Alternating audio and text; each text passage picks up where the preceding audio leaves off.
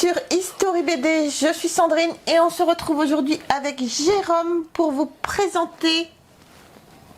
Qu'est-ce qu'on va présenter? Saint Saint Seiya. Donc voilà, c'est une bande dessinée qui est sortie chez Kana, bien évidemment, et nous on l'a prise en coffret. Donc elle est sortie en septembre 2022, il faut que ça soit noté première édition. On est un petit peu à la bourre à vous la présenter. Mais voilà, donc les Chevaliers du Zodiaque, Saint Seiya, c'est plus, on va dire, l'époque de Jérôme. Oh, c'est plus un truc de mec, quoi. C'est plus un truc de garçon, moi, je pense, ouais. Ouais. Donc voilà, je te laisse présenter Saint Seiya. Donc bonjour à tous et à toutes. Donc bien sûr, merci d'être là sur History BD, la meilleure chaîne de BD, en tout genre. Vous aurez droit quasiment à chaque fois. Oui. Et donc pour être honnête, c'est Sandrine qui a insisté pour qu'on achète cette BD-là. Elle m'a dit, ouais, il y a un nouveau BD qui sort, Saint Seiya, il faudrait qu'on l'achète, qu'on fasse une vidéo avec, ça va marcher. Ouais, c'est mon ami Cédric qui m'a conseillé d'acheter. Et honnêtement, moi, je m'étais dit, ouais, Saint Seiya en bande dessinée, Ouais. ça va pas être terrible. Donc on l'a acheté, ça fait un moment, et j'en ai lu il y a 2 jours. Ouais. Et très agréable surprise. Les dessins sont magnifiques. Alors, la BD par elle-même, on va commencer par la BD par elle-même. Nous on a pris en grand format, au format collector. Ouais. Donc en fin de compte c'est juste Avec le petit coffret. la BD grand format avec le coffret, un emboîtement. Donc la BD par elle-même, belle qualité. On a la couverture avec le personnage de Iki en relief, en vernis sélectif. Voilà, en surbrillance. En surbrillance. Les dessins, les couleurs, magnifiques. Elles sont très vives, hein. Ça pète. Hein. C'est franchement, j'adore. J'ai été agréablement surpris, très surpris. Quasiment que des points positifs sur cette BD. Point positif, les dessins sont sympas, l'histoire excellente, je disais, pour remettre dans le contexte. Saint Seiya à la base, donc c'est le manga, pour dessiner, enfin, dessin animé que tout le monde connaît. Pour moi, une des dernières grosses licences qu'il y a eu, bon bien sûr, il y a eu, avant il y a eu toute la génération Gondora, Captain Fan, tout ça.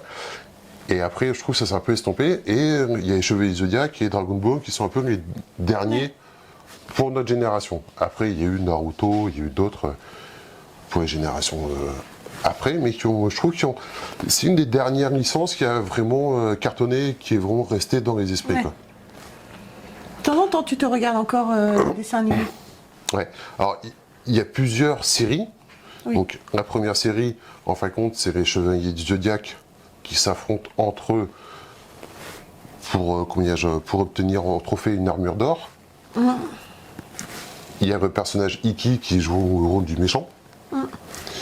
Après, il y a la deuxième série que j'ai adorée avec les Chevaliers d'Or. Ah oui. J'ai adoré cette série. Même s'il y a des moments, c'est un peu long, et les scènes de combat, ça dure 3 jours, tout ça. Bon. Mais j'adorais l'esprit mythique, mythologique, les guerriers, tout ça. Je trouvais que c'était vraiment très sympa.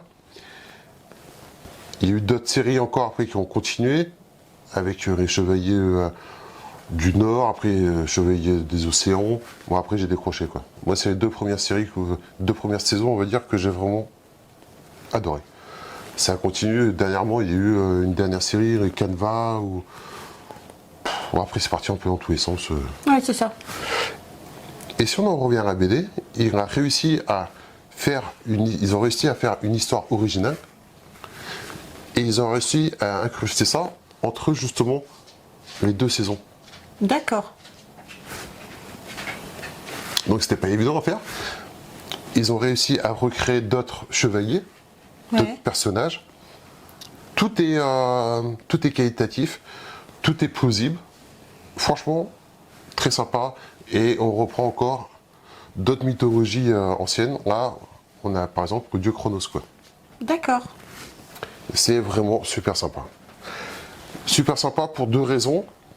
Les 2 personnages préférés mes 2 personnages préférés dans les séries. Le premier, c'est Iki, Chevalier du Phénix, qui joue le rôle du méchant. Oui.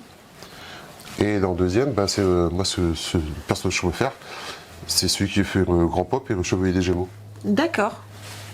Donc voilà, moi c'est mes deux personnages préférés et c'est les méchants. Première saison, Iki c'est le méchant, après il devient gentil et tout. Et dans le deuxième, c'est le Grand Pop et le méchant. Et d'ailleurs, si vous êtes fan de cette licence que vous aimez collectionner, donc il y a eu bien sûr des dérivés de jeux et de figurines pas possibles. Les figurines d'ailleurs d'époque coûtent un bras. Je crois qu'on en a parlé dans un des History News qui est sorti ou qui va sortir. Non, qui est sorti à mon avis. Qui est sorti Ouais, je me souviens pas là, les derniers. Bon, bref. Donc regardez les History News si vous voulez.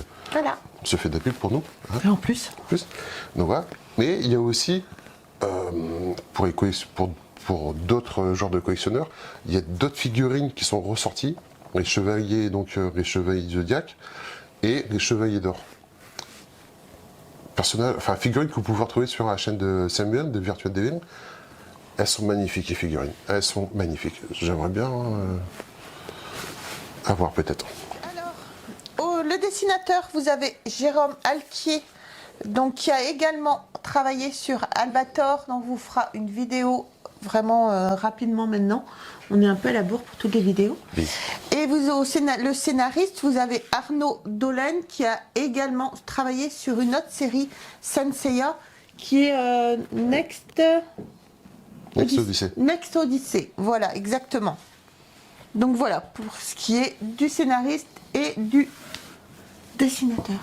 Alors je trouve qu'ils ont fait un super travail et ils ont fait vraiment une... Alors apparemment, il y aura plusieurs tomes. Ouais, c'est le 1 sur 5. Sur celui-là, il y aura 5 tomes. Je trouve qu'ils ont vraiment fait Ils ont très bien travaillé au niveau de l'histoire, les scénarios, l'histoire. Très sympa, original, qui s'incruste bien dans la série animée, entre les deux époques. Les dessins sont magnifiques. Les dessins sont magnifiques. Les couleurs, par contre, les couleurs apportent aussi beaucoup de cachet aux planches. Ouais. C'est vraiment un travail à mettre en avant aussi. Et non, voilà, très agréablement surpris. J'étais parti à reculons pour lire à BD. Et franchement, pour dire qu'il allait bien, je suis tombé sur la dernière page, sur le mot fin. Je ne m'y attendais pas. Ouais, parce que j'étais avec lui quand il était en train de la lire. Et puis, quand il est tombé sur le mot fin, je le vois qu'il tournait pas. Je me dis, oh non, c'est fini. Ah bah non. Merde. Vous auriez vu sa tête à ce moment-là, c'était assez comique. Et donc sur la grande version, sur donc, le format collector, donc à la fin on a des pages additionnelles, un peu sur le making-of de la BD, sur les différentes armures, les personnages des différentes armures, et sur le personnage principal de la BD qui est Iki. D'accord. Donc le personnage par lui-même et l'histoire de son armure. D'accord. Mais vraiment super sympa. Le seul reproche qu'on peut, pour moi, perso, au point de vue graphique, c'est au niveau des armures. En fin de compte, dans la série, première saison, deuxième saison, ils ont des premières armures qui après sont modifiées. Et en fin de compte, là, on est sur la deuxième version. D'accord. Et moi, je préfère la première version. D'accord. Mais ça n'enlève en rien la qualité de la bande dessinée. Non, non, elle a l'air sympa et je la lirai. Non, franchement, oui, tu peux la lire. Hein. Même si on ne connaît pas la série animée, Oui, je peux franchement, tester, on s'y perd pas. Hein. D'accord. Parce qu'il y a quelques cases pour se remémorer, pour represser le contexte. Donc franchement, on s'y perd pas. Déjà Ça Ouais. Saori. Saori, voilà. Qui devient la princesse La déesse Athéna. de la déesse Athéna. Ouais, Voilà, c'est la déesse Athéna qui s'est réincarnée. Ouais. D'accord, ok. Il se réincarne beaucoup là-dedans. D'accord. Mais non, très sympa. À conseiller. Bon, les fêtes de Noël sont passées, mais Ça fait plus de petits cadeaux pour Noël? ça peut faire un très beau cadeau quand même pour quelqu'un qui est fan. Oui. Et encore une fois, très agréablement surpris. Je pense que les coffrets sont un petit peu... je crois que les coffrets étaient été tiré à un nombre d'exemplaires. Je pense que les coffrets ne sont plus forcément disponibles, je ne suis pas sûre. Mais la bande dessinée, vous pourrez la trouver. Déjà, nous, le coffret, on a eu quand même un petit peu de mal à le trouver. Oui, alors, je pense que votre bande dessinée en version normale est tout aussi bien. Je pense que Oui, bien sûr. peut-être un peu plus petite. Ouais, oui. Mais non. Après, grand format, petit format, je pense que ça n'enlève Non, bien sûr. n'enlève rien. Hein. Non, je pense pas, non.